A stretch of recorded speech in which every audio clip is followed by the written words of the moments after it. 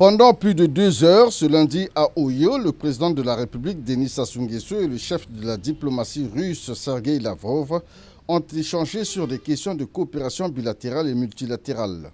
Une coopération de longue date basée sur l'égalité, le respect mutuel et des échanges multiformes sur des plateformes internationales.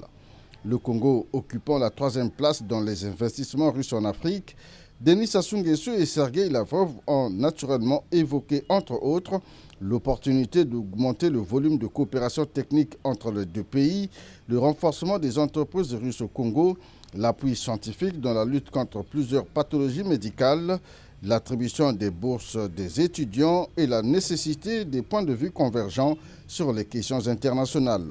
La Russie, qui salue l'engagement de Denis Sassou Nguesso dans la recherche de solutions de paix en Afrique, remercie le Congo pour sa politique équilibrée, notamment sa neutralité dans le conflit russo-ukrainien, position soutenue par l'Union africaine, et estime que le dialogue avec le chef de l'État congolais est important. Nous saluons le rôle que joue le président congolais. Cela concerne avant tout la République démocratique du Congo, la région des Grands Lacs, le Mali, le Somalie, la République centrafricaine. C'est là où le Congo, avec d'autres pays africains, cherche à trouver des solutions positives. À propos de la Libye, la Russie s'engage à apporter son soutien à la feuille de route proposée par le président de la République, Denis Sassou Nguesso. Il s'agit de la tenue du dialogue interlibyen de réconciliation.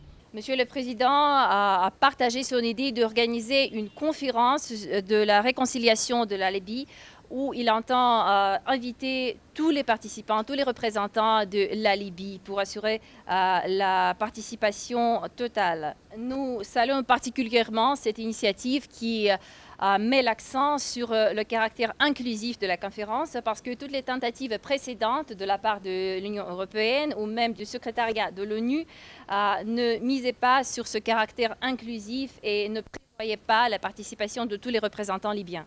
Répondant par ailleurs à une préoccupation sur les frappes russes ces derniers jours sur la ville d'Odessa en Ukraine, Sergueï Lavrov a déclaré que ces frappes ont touché uniquement des cibles militaires.